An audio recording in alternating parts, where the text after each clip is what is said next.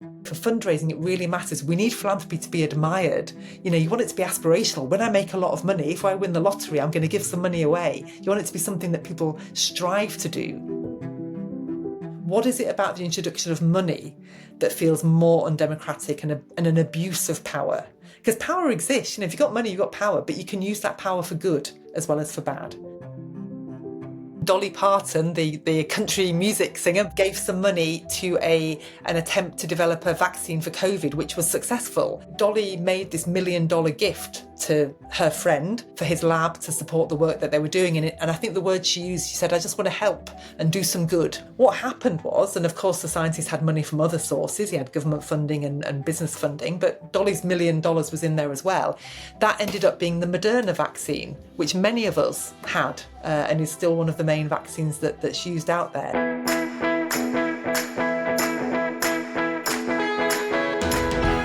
Hey folks, welcome back to the Fundraising Bright Spots podcast. This is episode 167. My name's Rob Woods, and this is the show for fundraisers who want ideas and maybe a dose of inspiration to help you raise more money and really enjoy your job. Now, I know that criticism for charities in general and philanthropy in particular is not new. But if you feel that it's becoming more problematic, I hope this episode is going to be both thought-provoking and useful. To address how we might respond, I was delighted to talk to the ideal person, that is the wonderful Dr Beth Breeze. Beth is a former fundraiser who is Director of the Centre for Philanthropy at the University of Kent, which she co-founded in 2008. As well as teaching numerous excellent courses, she's written, co-authored or edited no fewer than 7 books, including Richer Lives, Why People Give, and most recently, The Fundraising Reader. One of my favourites is the book she wrote in 2021, which is called In Defence of Philanthropy. In fact, I found it so helpful, I invited Beth to come onto the podcast to help us with this important issue. Over the years, I've found Beth's ideas incredibly useful, and I hope that you do too. Hello, Beth. How are you? I'm very well, thank you. Good, and thank you ever so much for making time to talk to our podcast listeners. There's lots of things I'd like to talk to you about, but in particular, one of them is inspired by your excellent book, In Defence of Philanthropy, which helped me enormously understanding the issues and some of the common criticisms, and crucially, why, as people who work in the charity sector, it's useful for us to be prepared and able to respond, and sometimes respond robustly. So Thank you for the book. I hope many of our listeners go out and seek their own copy. But I guess my first question is, there's always been some criticism of charity generally and philanthropy in particular. Why does it matter?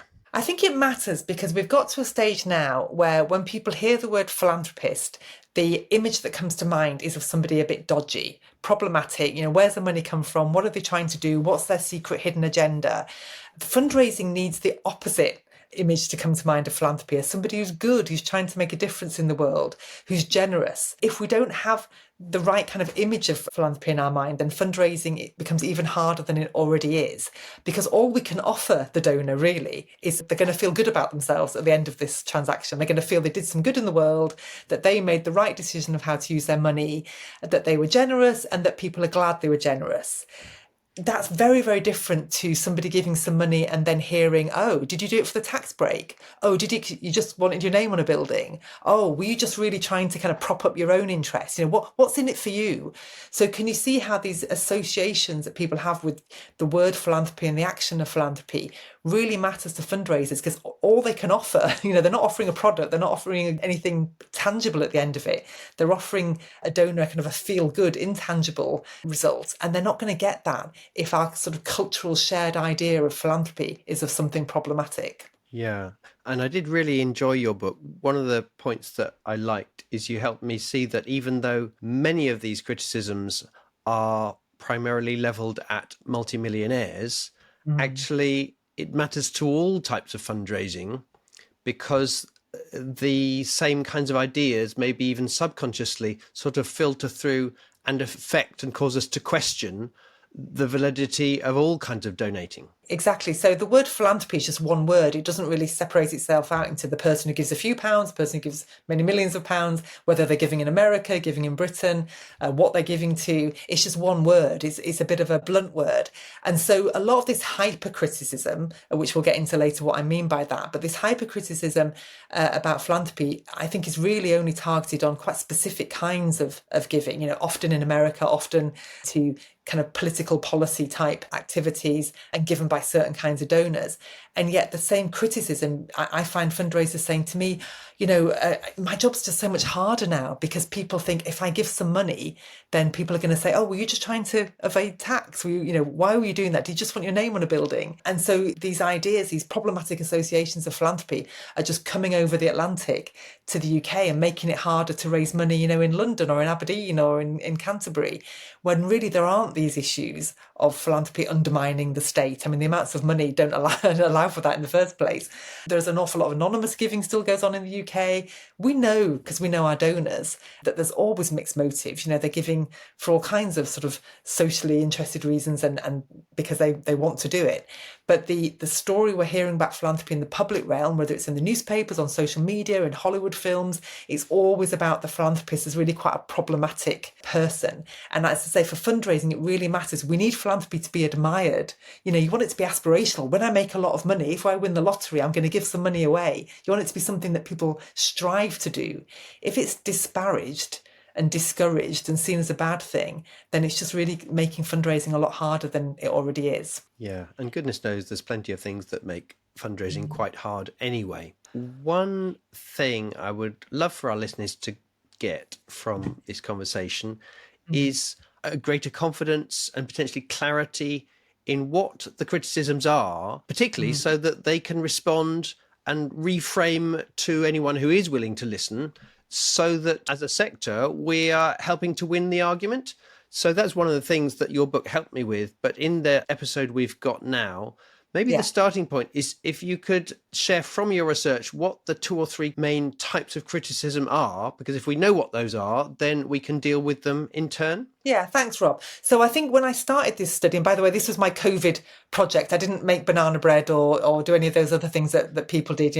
I wrote this book because it had been bubbling up for a while, this gap between how I experienced philanthropy, both as somebody who'd received a lot of philanthropy in my life and someone who'd worked as a fundraiser, and what I heard all these critics saying. And just to give you a kind of a jumping off point, just before the COVID lockdowns in 2019, I think it was, you had Rutger Bregman, the Dutch historian at Davos. The name might not be familiar, but probably what he said is familiar, when he said we need to stop talking about stupid philanthropy schemes and just pay your taxes. That's what he said. And this became a bit of a meme, quite viral. And lots of people said, yeah, too right, let's stop talking about stupid philanthropy. So at the beginning, I just saw this kind of wall of noise. When I actually sat down and looked at it carefully and did the research, it seemed to me that there were at least 3 different types of criticism that were quite different and that all therefore need different responses. The 3 types are, the first one, I call it the academic critique.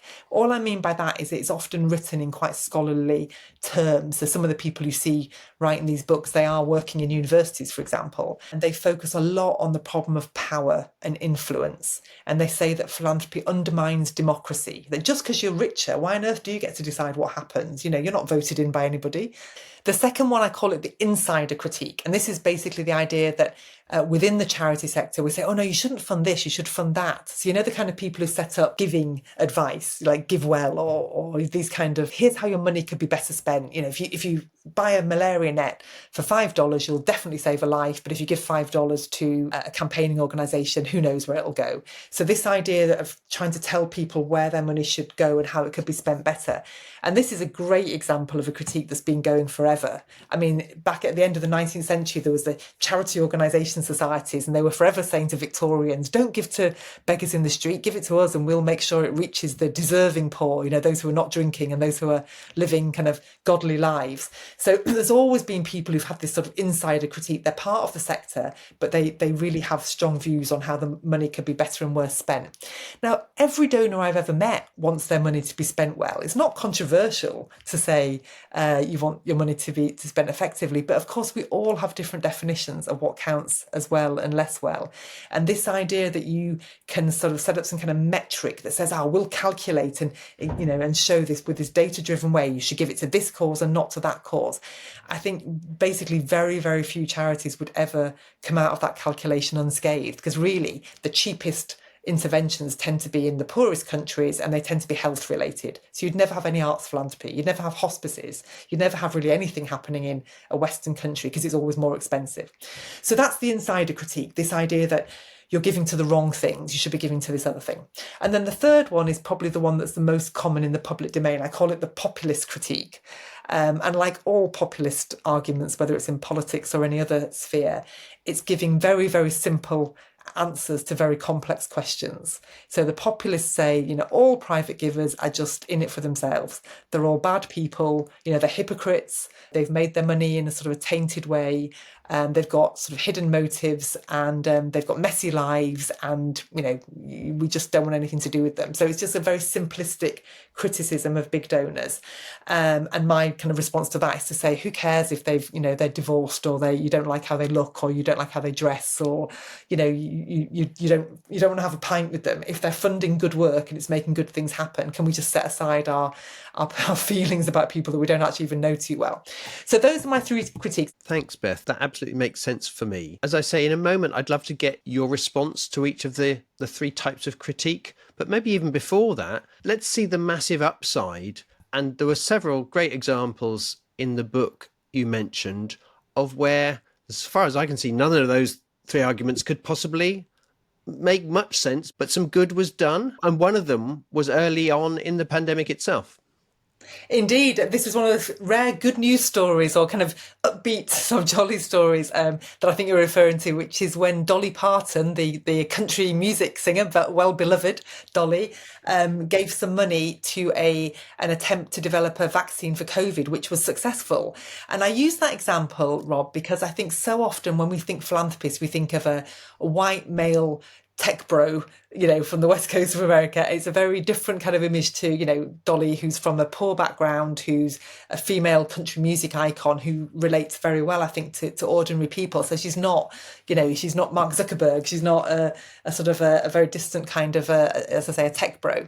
So the story here, and it speaks, any fundraiser will recognise this, is that so many gifts come from a personal connection.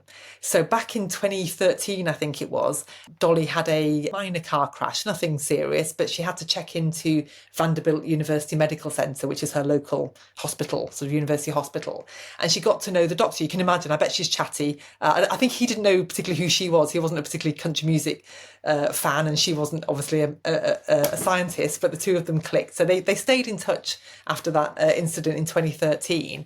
So, fast forward then sort of 7 years to COVID, and the doctor that she got to know was actually involved in the early stages of the search for a cure, and was doing some experiments in his lab that was, heading in the right direction.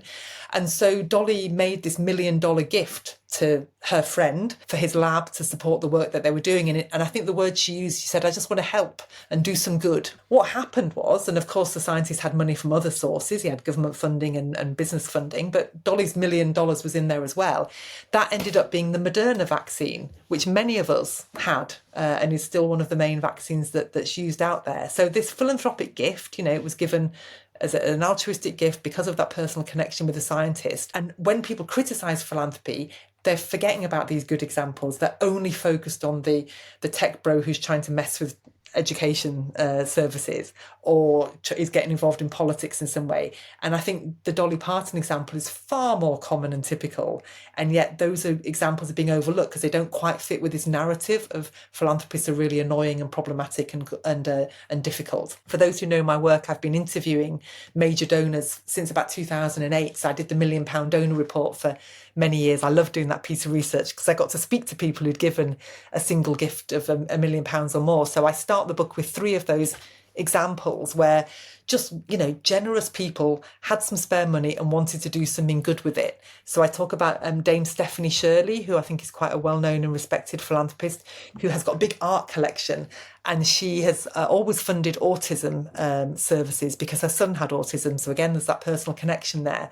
And, she's getting on in life. She wanted to do something with her art collection. She lives in a sort of small flat, and she gave her art collection to the school, the autism school that she funded and founded, so that the children who were at this school could enjoy this beautiful art. So she didn't give it to a big art gallery in London and stick her name all over it and try and get all those ego benefits. She just said, I think it'd be nice for those children to have some art, and their parents when they're visiting, so that they could enjoy it. So it was very, very different to how people imagine a philanthropist with a big art collection would act. Another example I use is of a philanthropist called David Gold, and he had been a long-term supporter of the New Horizons Youth Centre, which is in the King's Cross area of London. For those who know it, it helps 16 to 24-year-olds who've got nowhere else to turn to.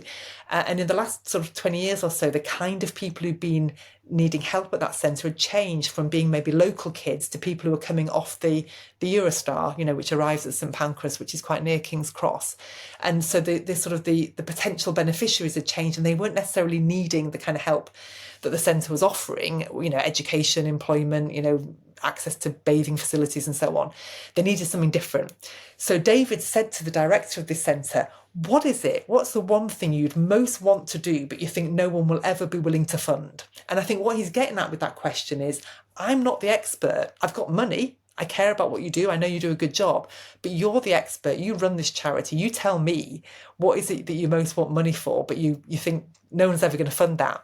And what the director of the centre said to them, she said, what we'd like to offer, and for these young women who are at risk of going into sex work, or maybe already were in sex work because they were of the type of kids I was just describing, what we want to offer them is not more education or free meals or bathing facilities. We want to give them something that's going to make them feel good about themselves, to remind them of their self-worth and their potential, and just to build their self-esteem. And if they've got that kind of self-esteem back, then perhaps they might choose a different path to the one that's on offer to them on the kind of the mean streets of King's Cross. But she said there's got to be no strings attached. If we give them something nice, we don't say, and in return for that, you've got to attend our programme and what have you. And so David said, fine, I can do that. And what he ended up funding was reflexology and aromatherapy and massage sessions for these young women who are either in or heading towards sex work. And as the director predicted, having had those lovely treatments and felt good about themselves again, many of them did decide to move on and make use of the centre's more traditional youth services. And I use that as an example of, donors don't always think they know best. They don't walk in there with their big size 10 feet and say, I'm the expert here, here's what you're going to do. This is a philanthropist saying to the director of the centre, what do you need? And then willingly funding it. So I like that example. And I share this with American audiences, and I never understand why it doesn't get a better reaction. The example is a British-born man called Peter Lample, who made his money in America. He was in New York. I think it was in management consultancy and private equity. And he made enough that he was able to retire in his mid-40s, which sounds rather nice. And he returned to the UK. And what he said at the time, he said, I'm going to focus on my golf game. I'm going to play golf. The timing of his return to the UK was in 1996, when many of us will remember something terrible happened in the small Scottish town of Dunblane, when a man went into a primary school and shot the primary school teachers and killed 16 small children in that class. So this was just after Peter had returned to the UK. And of course, in the US, as school shootings are far more common, but in the UK, they didn't happen, and it was utterly shocking. And he didn't have any connection. He was not from Dunblane. He hadn't been particularly involved in gun discussions in the US. But this thing was, as we all know, dominated the news. It was terrible. It was so desperately sad. And he kept seeing parents on the news saying something has to be done, and we need to, change the law so that people can't possess handguns and what have you. So what Peter Lample did was he donated not a huge sum, I think it was £5,000, to the sort of coalition of parents and the gun control network who were supporting them, and just said, use it for whatever you need. Use it so you can get a train down from Dunblane to London to speak to MPs. Use it so you can stay in hotels. Just do what you need to do with it. And he became an ongoing supporter of that campaign. And of course, very quickly, the law was changed, and we've never had a school shooting since. And when I say that to an American audience, I'm expecting them to say, oh gosh, there's a good example of philanthropy doing something good, which is a good balance to the problematic stories of philanthropy we have. And for some reason, it doesn't land as well. Maybe I don't tell the story as well as I could. I don't know. But to me, that's such a powerful story of somebody saying, I've got some spare money, I want to help. Here it is. And he underwrote the campaign basically, so that they didn't have to worry about the costs involved in running it. I am so thankful that we have philanthropists like David Gold, like Steve Shirley, like Peter Lampel. And I just want to tell those stories so we can balance out the more problematic examples. And let's just name some of them, Rob. You know, people say Sackler. What about the Sackler family? What about tainted money coming from, you know, sort of historic exploitation or mining or what have you? Yes, of course, those examples exist. My argument is that they are not the only examples. Where are the examples of the good philanthropists? Fundraisers need some positive stories to share. Hey dear listener, it's Rob here, and Ben and I are very excited about a special masterclass which we are delivering once only in 2025. Ben, what's the event? It is Wow Your Donors, a topic that is so powerful that you and I have been flown out to Italy, to Holland, to Norway, to Kenya, and for one day only, it is coming to London. This topic is so powerful that immediately afterwards, people often get in touch with ways that they've used it, whether that's to get meetings, whether that's to engage donors. In fact, I've got a note here from Emily Evans at Alzheimer's Society who said, it sparked ideas and moments we used straight away in a £5 million pitch, which we won. Thank you for your time, energy, and wow ideas. It's Wow Your Donors. And Rob, is it the 30th of January it's coming? Yes, that's right, Ben. It's happening once in 2025 and it's happening live on the 30th of January. A key thing I like about it is that many charities just are underdogs right now. The odds feel against you because frankly they are. And of all the techniques I've studied in the last 20 years that can help you raise more money, this is the one at the top of my list for how you can break through even as an underdog and turn the odds in your favour, to get the conversation, to improve your chances of winning, to be successful with your trust application, to win the pitch and so on. The very nature of this technique means you do things which most fundraisers and most charities would not do, and donors and funders and companies notice that, they feel that, they love it, and they become more generous. So if you like this podcast, if you've ever enjoyed our Breakfast Club for Fundraising Leaders and you found my ideas helpful, then a whole day with me learning Wow Your Donors techniques will help you. It's happening on the 30th of January. And if you're curious, please take action now, because if you buy your ticket before the 9th of January, you'll save £100. We will put a link in the episode notes, or go to brightspotfundraising.co.uk/services and look for Wow Your Donors. I really hope you can make it. Ben and I will see you there. Yeah, and I really like the parallel you draw in the book between this topic and politics, and the reference to, I think it's called In Defence of Politics, to the extent that just because some actors in any given field might be bad, objectively, it doesn't mean that all of them are, and all the more reason that we need to find balance and look at both, rather than allow a whole set of people or a whole industry be tainted by the bad examples of that thing. And so if you're to help us be more confident in understanding the arguments and potentially responding to the arguments, point one I'd make is look for the examples that many of our listeners have of good community fundraisers, good Rotary clubs, good companies that show up and do those fun runs, gifts in wills and major donors and all the rest of it. Be aware of the good ones. Not all of them want you to shout their names publicly, but be aware of them. And those examples are, to me, a lot of how you get more confidence yourself, and if and when you need to talk to someone else, how you win the argument.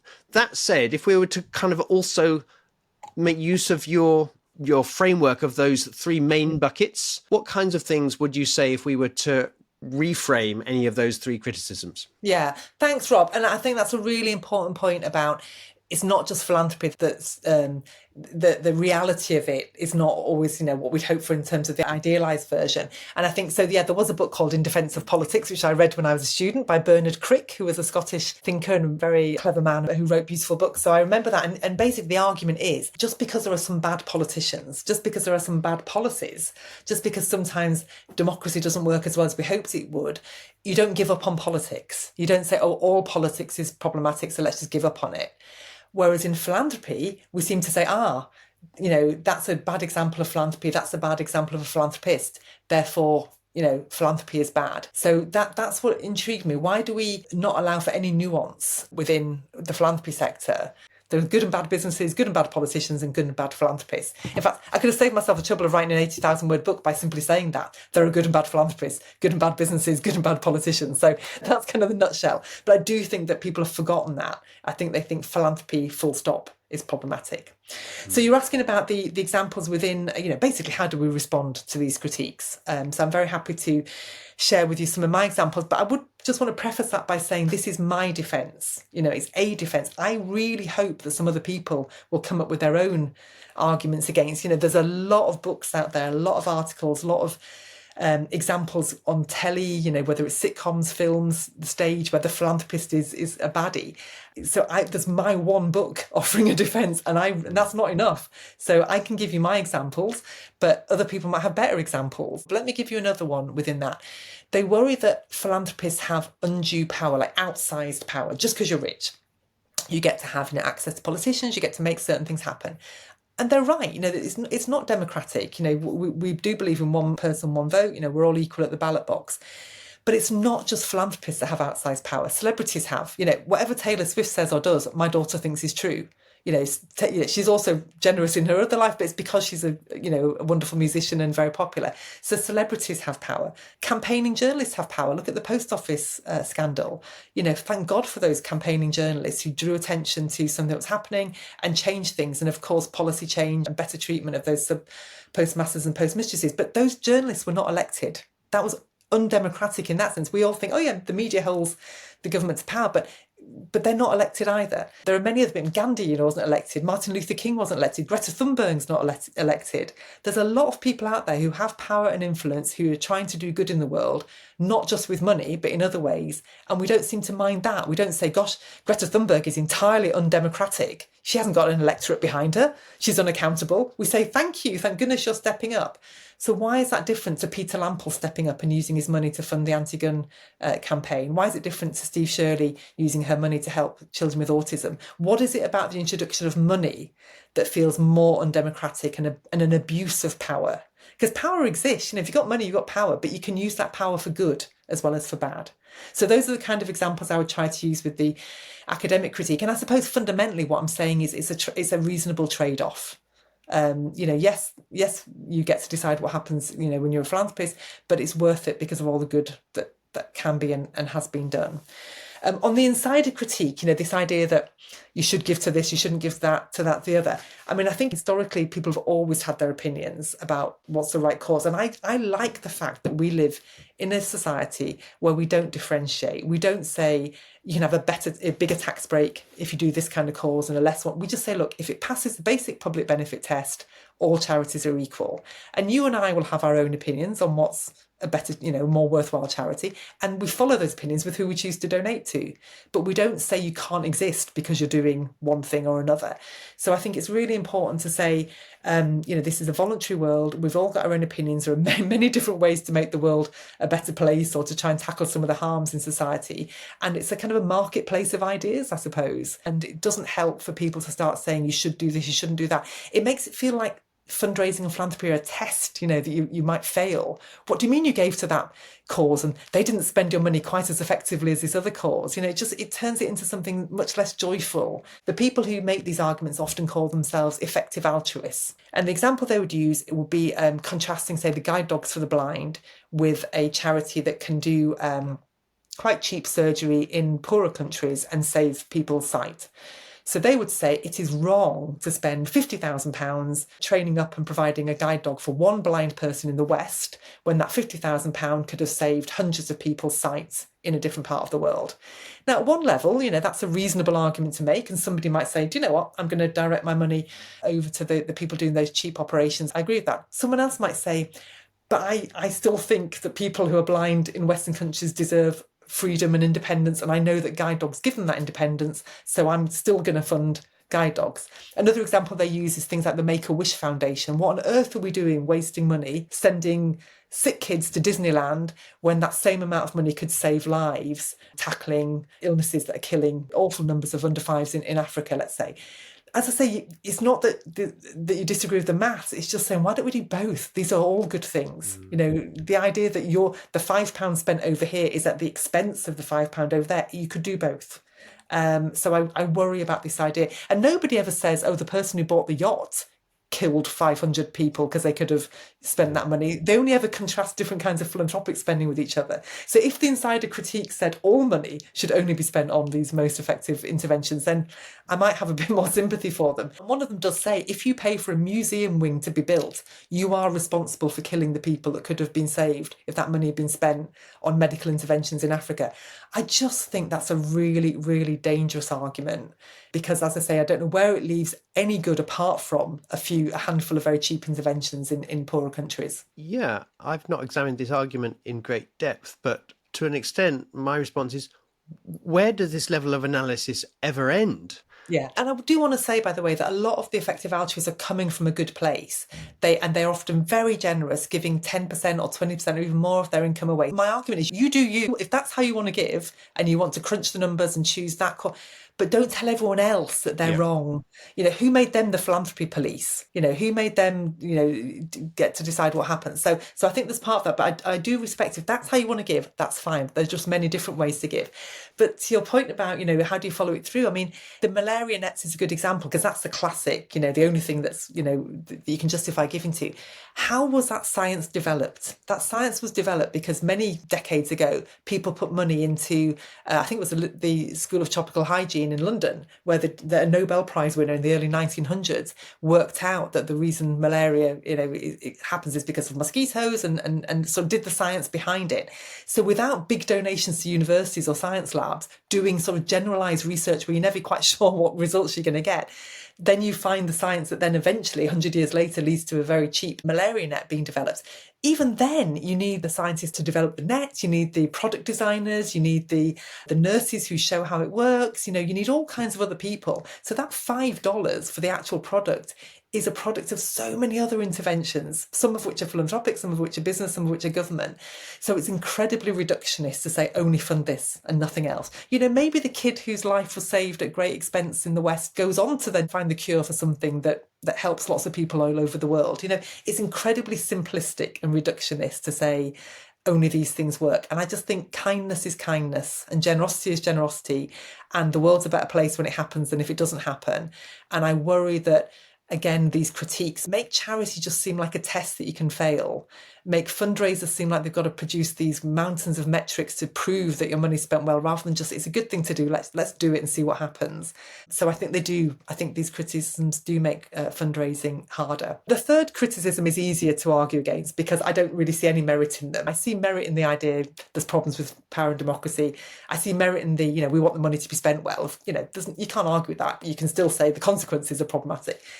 People who just say, I don't like philanthropists, they're idiots, they're tax dodgers, they're hypocrites, they shouldn't have that money in the first place, they're just bad people. It's quite hard to be sympathetic to people who do that. And I've got some nice examples in the book. One guy, he was being interviewed, and instead of talking about where his money had gone, they said, oh, he looked like he'd been dipped in a pot of glue and rolled around a store of Topshop or something. Basically, they didn't like how he was dressed. I assume he was dressed quite gaudily or something. Who cares? This man was funding, I think he was funding dementia services in Scotland and making sure that other people's, elderly parents were getting nice interventions to help them, their lives be less good. But no, the article about this philanthropist was just making fun of what he looked like. There was another example in America where they described this guy who was putting millions into the criminal justice system. which, as we all know, in America is hugely problematic in terms of if you don't have bail, you often get locked up for, you're not guilty of anything, but you can't buy your way out of it. It's incredibly biased racially and socially and so on. And this philanthropist was described as having the jug-eared face of a Division 2 basketball coach. What? Who cares? What, you don't like how he looks?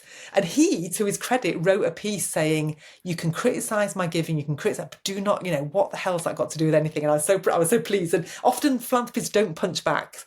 I think because they know that they've got a lot of privilege. They're not that thin-skinned maybe, and they certainly don't need me defending them. I didn't write this book or make these arguments because I worry that Bill Gates is upset by the fact that so many people criticise him. That's not the purpose of the book. What I'm trying to do is make fundraising not harder than it already is. So I think we need to stop this kind of rolling up of this hypercriticism for the benefit of the beneficiaries, not of the donors. Thank you so much, Beth. I really enjoyed your book, and then you've re-energized me through this conversation. I hope our listeners feel the same way as I do. If they want to follow up, we'll put a link to your book, In Defence of Philanthropy, in the episode notes. How else could they find out more or indeed get in touch with you? Sure. I love hearing from people and I love sharing ideas and hearing their opinions. I'm pretty easy to find. Beth Breeze is quite there's a few others out there, but if you put Beth Breeze Philanthropy into Google, you'll find me. I try as best as I can to write free versions of my arguments so that people don't have to buy a book. I'd love it if you did, but I know not everyone has a lot of time. So there are shorter versions, and perhaps some of the links could go in the notes of the show as well. And I'm easy to find in terms of reaching at the University of Kent, where I run the Centre for Philanthropy. So it's b.breeze@kent.ac.uk.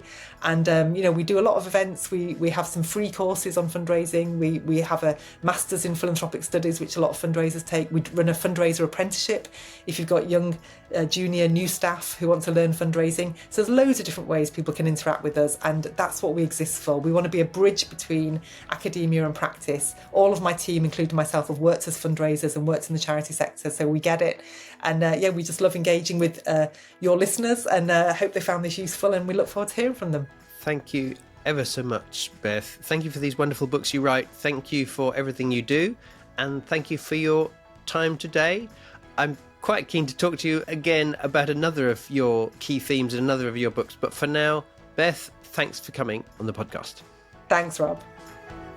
There you go. I hope you found our discussion useful.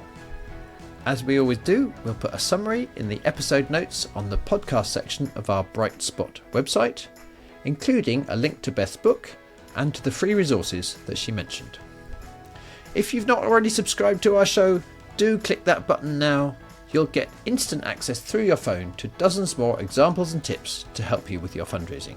Now, if you find the ideas on these podcasts or my Breakfast Club interesting, and you're curious about just how much more helpful it would be to do one of our Bright Spot training days with your whole team, or one of our annual masterclasses like Wow Your Donors, or our corporate partnerships, or our Major Gifts Mastery Programme, please do get in touch. To find out more, go to the training page of our website at brightspotfundraising.co.uk. And if you like today's show and you think it would help other people too, I'd be incredibly grateful if you could share it on with your colleagues and on LinkedIn. Do let us know what you think. Beth and I are both easy to find on LinkedIn. Thank you so much for listening and supporting the Fundraising Bright Spots show. Good luck with your fundraising, and I can't wait to share more encouraging stories with you very soon.